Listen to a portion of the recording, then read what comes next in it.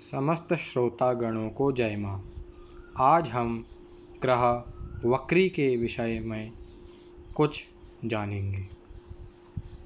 तो देखिए, यह है सूर्य।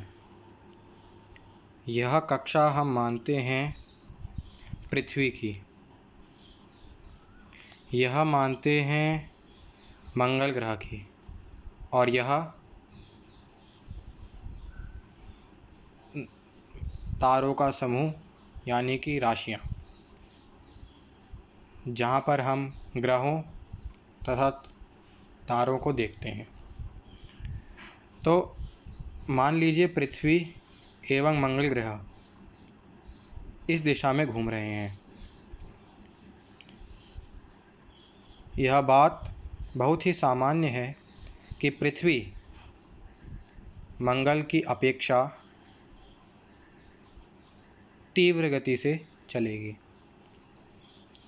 अर्थात हम मानते हैं कि एक समय पर मंगल यहाँ है और ठीक उसी समय पर पृथ्वी यहाँ है। मंगल ऐसे चल रहा है, पृथ्वी ऐसे चल रही है। एक समय आएगा जब पृथ्वी मंगल को पार कर जाएगी, क्योंकि पृथ्वी मंगल से तीव्र गति से चल रही है।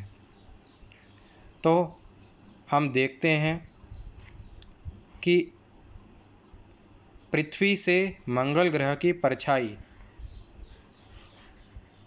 पहले बिंदु पर कहाँ दिखती है। हम इस रेखा को आगे बढ़ाएंगे तो मानते हैं पहले दिन हमें मंगल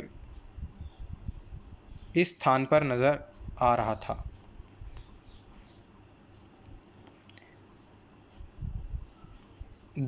कुछ दिनों बाद मंगल इतने अंश चला होगा मान लीजिए, और पृथ्वी क्योंकि उससे तीव्र गति से चल रही है, हम मानते हैं इतनी चल गई। तो हम देखते हैं पृथ्वी से मंगल अब यहाँ पर देखने लग गया है। तो हम देखते हैं कि यह एक तरह से मंगल ग्रह का वक्र होना है, क्योंकि मंगल ग्रह जो हमें इस दिशा में जाता हुआ लगना चाहिए, हमें वापस जाता हुआ लग रहा है। अब चलिए आगे देखते हैं। जब पृथ्वी इस बिंदु से इस बिंदु पर पहुंची, मानते हैं कि मंगल इस बिंदु से इस बिंदु पर पहुंचा, तो हमें मंगल ग्रह कहाँ दिखाई दे रहा होगा? हमें मंगल ग्रह यहाँ दिखाई दे रहा होगा।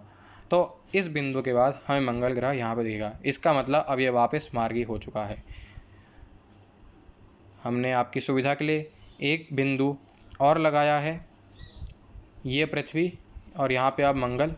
तो यहाँ से ये इतना आगे निकल चुका है। तो एक तरह से ये यहाँ से वक्री हुआ था, फिर मार्गी होके ये अब अपने मार्ग पर चलने लगा है।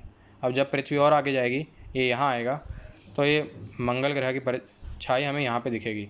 तो अब ये वक्री के बाद पुनः मार्गी हो चुका है। मैं आशा करता हूँ आपकी दुविधा शांत हुई होगी। धन्यवाद।